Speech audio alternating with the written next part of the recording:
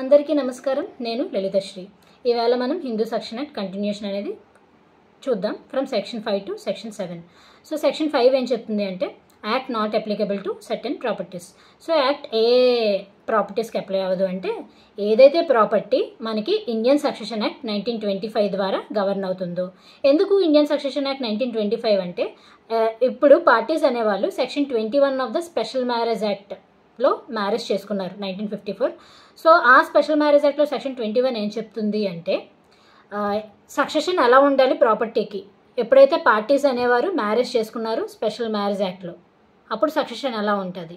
So అందులో చెప్తుందనమాట Indian succession act ద్వారా ఆ ప్రాపర్టీ అనేది డివాల్వ్ అవుతుందని చెప్పి. సో ఏవైతే ప్రాపర్టీస్కి ఇండియన్ సక్సెషన్ యాక్ట్ అనేది అప్లై అవుతుందో ఆ ప్రాపర్టీస్ అనే వాటికి ఈ యాక్ట్ అనేది అప్లికబుల్ అయితే అవ్వదు. తర్వాత ఇప్పుడు ఏదైనా former ruler of Indian state అంటే మన ఇండిపెండెన్స్ వచ్చాక మనకి ప్రిన్స్లీ స్టేట్స్ అనేవి ఉండేవి కదా ఇండియన్ స్టేట్స్, గవర్నమెంట్ ఆఫ్ ఇండియాలోకి ఇంకా అవి జాయిన్ అవ్వకముందు. సో అలా రూలర్ ఆఫ్ ఇండియన్ స్టేట్ ఎవరైతే ఉన్నారో ఆయన ఒక కోవనెంట్ కానీ ఒక అగ్రిమెంట్ ద్వారా కానీ గవర్నమెంట్ ఆఫ్ ఇండియాతో ఆయన ఒక అగ్రిమెంట్లోకి ఎంటర్ అయ్యారు. ఏవని ఏదైతే ప్రాపర్టీ ఉందో అది డివాల్వ్ అవుతుంది, ఓన్లీ ఒక సింగిల్ హెయిర్కే డివాల్వ్ అవుతుంది. ఎందుకు డిసెండ్ అవుతుంది అంటే టర్మ్స్ ఆఫ్ లేదంటే ఒక అగ్రిమెంట్ ద్వారానే కాకుండా లేదంటే టర్మ్స్ ఆఫ్ ఎనీ ఇనాక్టిమెంట్ ద్వారా కూడా. సో ఏదైతే పాస్ అయిందో ఈ యాక్ట్ అనేది కమెన్స్ అవ్వక ముందు బిఫోర్ అనమాట. సో అయిపోతే ఇంకోటి ఏంటి అంటే మనకి వలియమ్మ తంపూరన్ కోవలగం estate. So వీటీకేఈ. So వలియమ్మ తంపూరన్ కోవలగం estate. So ఈ ఎస్టేట్తో పాటుగా ఏదైతే ప్యాలెస్ ఫండ్ అనేది అడ్మినిస్ట్రేషన్ చేస్తున్నారో ఎవరు ప్యాబ్ అంటే ప్యాలెస్ అడ్మినిస్ట్రేషన్ ఫండ్ అనమాట. సో ప్యాలెస్ అడ్మినిస్ట్రేషన్ బోర్డు ఏదైతే ఈ ప్యాలెస్ అడ్మినిస్ట్రేషన్ ఫండ్ని మేనేజ్ చేస్తుందో. సో ఎందుకు ఈ ప్యాలెస్ అడ్మినిస్ట్రేషన్ బోర్డు మేనేజ్ చేస్తుంది అంటే ఒక ప్రొక్లమేషన్ ద్వారా. ఆ ప్రొక్లమేషన్ డేట్ ఏంటి అంటే 29 జూన్ 1949. సో దీన్ని ఎవరు ప్రొమల్గేట్ చేశారు? అప్పటి మహారాజా ఆఫ్ కొచ్చిన్. సో ఆయన ప్రొమల్గేట్ చేసినట్టు ఏదైతే ప్రాపర్టీ అంటే వలియమ్మ తంపూరన్ కోవలగం ఎస్టేట్. సో ఈ ఎస్టేట్ సో దీనికి కూడా మనకి ఈ యాక్ట్ అనేది సెక్షన్ 5 అనేది సెక్షన్ 5 ప్రకారం ఈ యాక్ట్ అనేది అప్లై అవ్వదు ఈ 3 ప్రాపర్టీస్కి. అయిపోతే సెక్షన్ 6. సో సెక్షన్ 6 స్పెసిఫిక్గా మనం చెప్పుకోవాలి అంటే ఇదే అనమాట crux of this act. So ఈ యాక్ట్ వల్లనే 2005 అమెండ్మెంట్ యాక్ట్ వచ్చి ఈ స్పెసిఫిక్ సెక్షన్ని అమెండ్ చేసింది.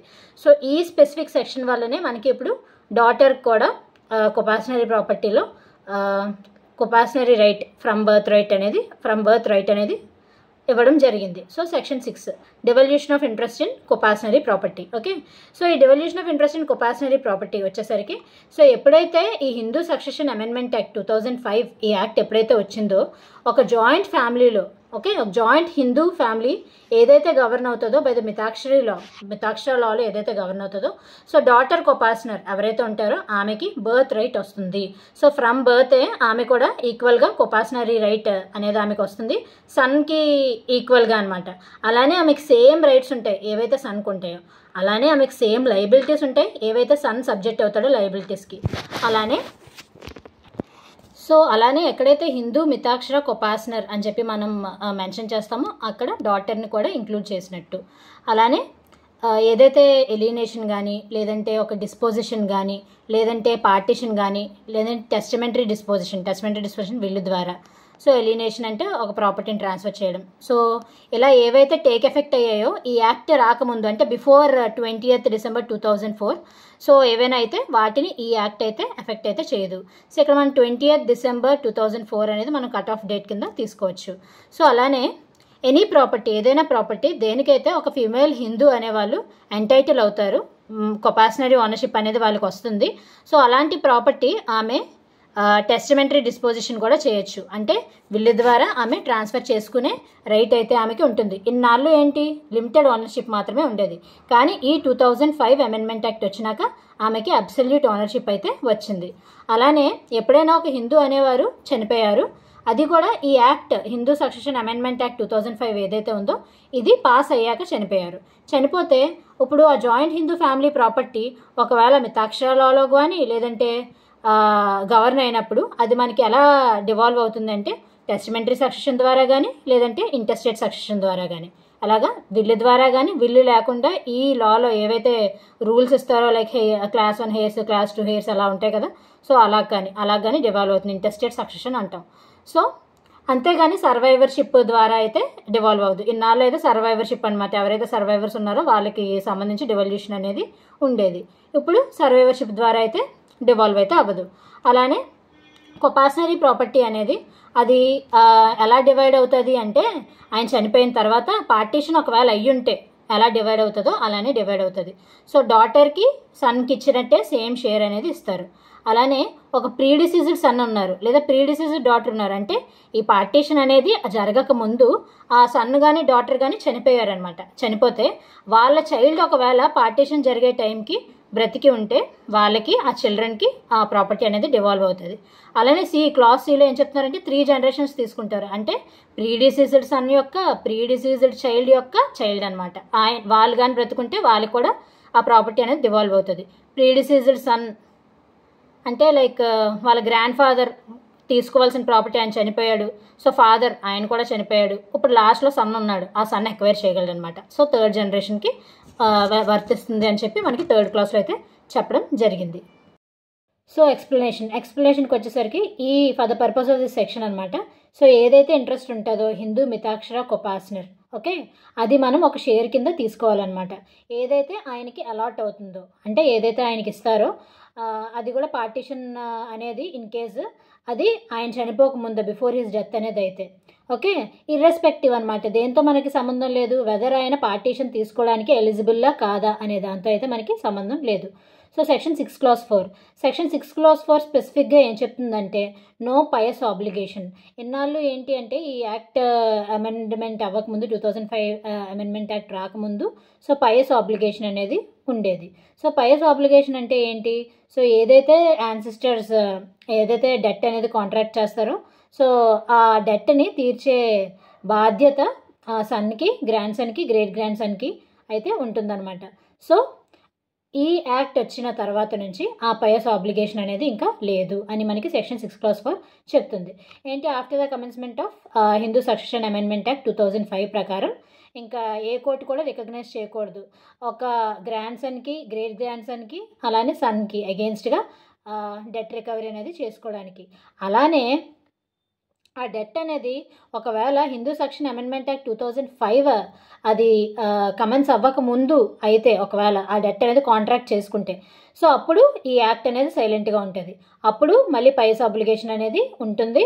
అలానే ఎవరైతే క్రెడిటర్ ఉంటారో ఆయన ఆ సన్న దగ్గర నుంచి కానీ, గ్రాండ్ సన్ దగ్గర నుంచి కానీ, గ్రేట్ గ్రాండ్ సన్ దగ్గర నుంచి కానీ ఆ డెట్ అయితే రికవర్ అనేది చేసుకోవచ్చు. అలానే ఒకవేళ ఎలినేషన్ అనేది చేశారు, ఓకే, ఎలినేషన్ అనేది చేశారు దేనికి సంబంధించి, ఆ డెట్కి సంబంధించి. సో ఆ రైట్ కానీ ఎలినేషన్ కానీ అది కూడా మనకి ఎన్ఫోర్స్ అయితే అవుతుంది ఒకవేళ ఈ హిందూ సక్సెషన్ అమెండ్మెంట్ యాక్ట్ అనేది రాకముందు అయితే. ఇందాక చెప్పినట్టు ఆ డెట్ అనేది కాంట్రాక్ట్ అయింది ఎప్పుడు, ఈ హిందూ సక్సెషన్ యాక్ట్ రాకముందు కదా కాంట్రాక్ట్ అయింది. సో ఈ యాక్ట్ అయితే ఏదైతే కమెన్స్మెంట్లో లేదు, ఇంక ఈ యాక్ట్ ఇంకా ఫోర్స్లోకి రాలేదు అన్నట్టే ఆ క్రెడిటర్ అనే వాళ్ళ డెటార్కి అగేన్స్ట్గా వాళ్ళ రైట్ అనేది ఎన్ఫోర్స్ చేసుకోవచ్చు. So debtor in case pay చేయలేకపోయాడు, అప్పుడు ఎవరికి అగేన్స్ట్గా ఎన్ఫోర్స్ చేసుకోవచ్చు, son, grand son, great grand సన్కి అగేన్స్ట్గా అయితే ఎన్ఫోర్స్ చేసుకోవచ్చు. ఇక్కడికి వచ్చేసరికి మనకి son, grand son, great grand son అనేవాళ్ళు ఎవరు అంటే ఎవరైతే బోర్న్ అంటే పుట్టారో లేదంటే ఎవరినైతే అడాప్ట్ చేసుకున్నారో అది కూడా ప్రయర్ టు అంటే ఈ హిందూ సక్సెషన్ అమెండ్మెంట్ యాక్ట్ 2005 ఏదైతే ఉందో ఇది ఇంకా ఫోర్స్లోకి రాకముందు పుట్టిన వాళ్ళు లేదంటే అడాప్ట్ చేసుకున్న వాళ్ళు అన్నమాట. Son, grand son, great grand son అయిపోతే ఈ సెక్షన్లో ఉన్నది ఏది కూడా పార్టీషన్కి అప్లై అవ్వదు. సో ఆ పార్టీషన్ అనేది మనకి ఎప్పుడు అయ్యింది, అది కూడా బిఫోర్ 20th December 2004 అనమాట. ఆల్రెడీ చెప్పాను కదా, అది కట్ ఆఫ్ డేట్ మీరు గుర్తుపెట్టుకోవాల్సింది 20th December 2004. ఈ యాక్ట్ ఫోర్స్లోకి వచ్చింది September 9, 2005. సో ఈ కట్ ఆఫ్ డేట్ ముందు ఏదైనా పార్టీషన్ జరిగితే దానికి ఈ యాక్ట్ అనేది అప్లై అయితే అవ్వదు. అయిపోతే ఎక్స్ప్లెనేషన్ ఏంటి, ఇక్కడ పార్టీషన్ అంటే ఏంటి అంటే made by execution of deed of partition, okay, execution of deed of partition ద్వారా లేదా అది కూడా డ్యూలీ రిజిస్టర్ అయి ఉండాలి అండర్ రిజిస్ట్రేషన్ యాక్ట్ 1908. లేదంటే ఏదైతే పార్టీషన్ అనేది డిగ్రీ ఆఫ్ ద కోర్ట్ ద్వారా ఎఫెక్ట్ అవుతుందో, సో పార్టీషన్ అంటే రెండు, ఏదైతే ఎగ్జిక్యూషన్ ఆ పార్టీషన్ డీడ్ని మనం ఎగ్జిక్యూషన్ చేసాం, అలాగా అంటే రిజిస్ట్రేషన్ యాక్ట్ ద్వారా దాన్ని రిజిస్టర్ కూడా చేసాం అలాంటి పార్టీషన్కి, అలానే ఏదైతే పార్టీషన్ మనకి ఎఫెక్ట్ అయ్యిందో డిగ్రీ ఆఫ్ ద కోర్ట్ ద్వారా. ఈ సెక్షన్ 6కి వచ్చేసి ల్యాండ్ మార్క్ జడ్జ్మెంట్ ఏంటంటే వినీతా శర్మ వర్సెస్ రాకేష్ శర్మ.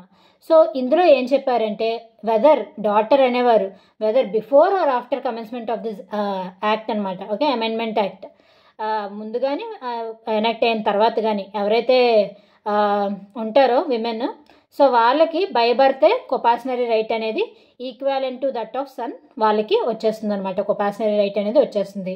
అలానే వాళ్ళు ఒకవేళ ఆ రైట్ అనేది క్లెయిమ్ చేస్తున్నప్పుడు వాళ్ళ ఫాదర్ అనేవాళ్ళు బ్రతికున్నారా లేదా పార్టీషన్ టైంలో అనే దాంతో మనకి అనవసరం అనమాట. ఆయన బ్రతికున్నా లేకపోయినా సరే ఆ ప్రాపర్టీ అనేది కొపాషనరీ రైట్ అనేది అయితే ఆమెకి ఉంటుంది.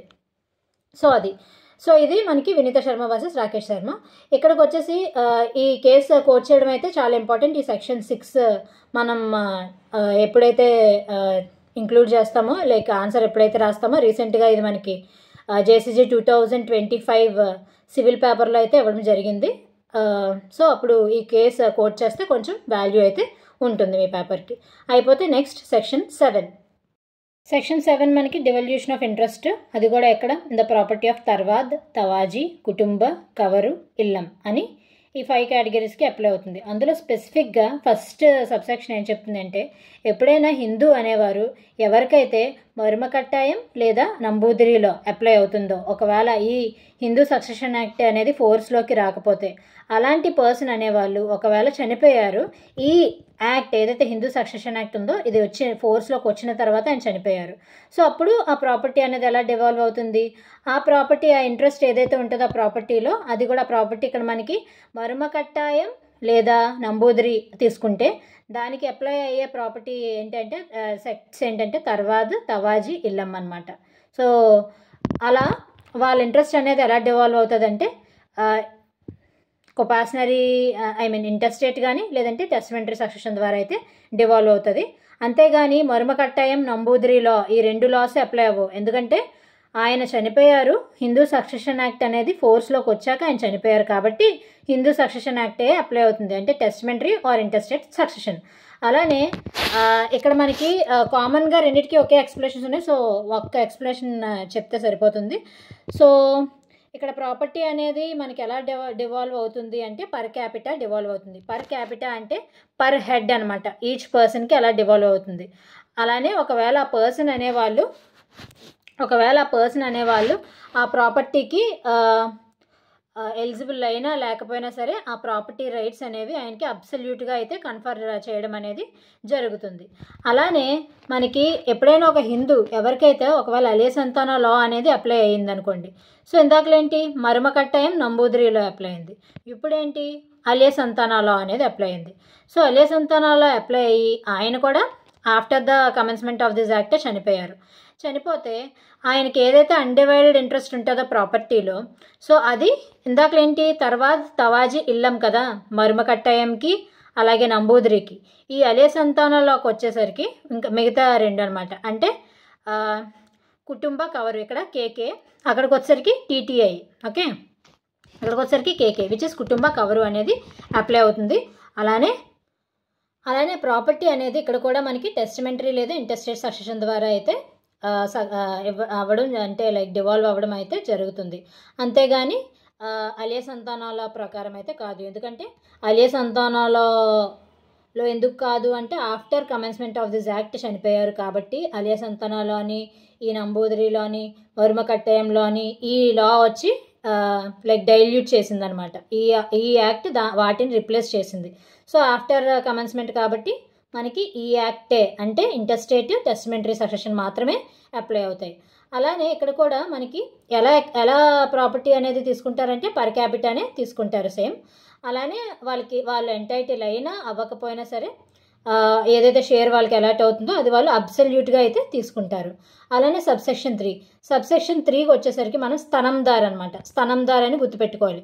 ఫస్ట్ ఇది మరుమకట్టాయం నంబూదిరి, సెకండ్ అది వచ్చేసి అలియ సంతానం, ఇప్పుడు వచ్చేసి స్తనందార్. సో స్తనందార్ ఇప్పుడు మన సబ్సెక్షన్ 1తో మనకు సంబంధం లేదు. సో ఒకవేళ స్తనందార్ అనేవారు చనిపోయారు ఈ యాక్ట్ అనేది కమెన్స్మెంట్ అయ్యాక. సో చనిపోతే ఏదైతే స్తనం ప్రాపర్టీ ఆయన హెల్డ్ చేస్తారో అది మొత్తం మెంబర్స్ ఆఫ్ ద ఫ్యామిలీకి అయితే డివాల్వ్ అవుతుంది.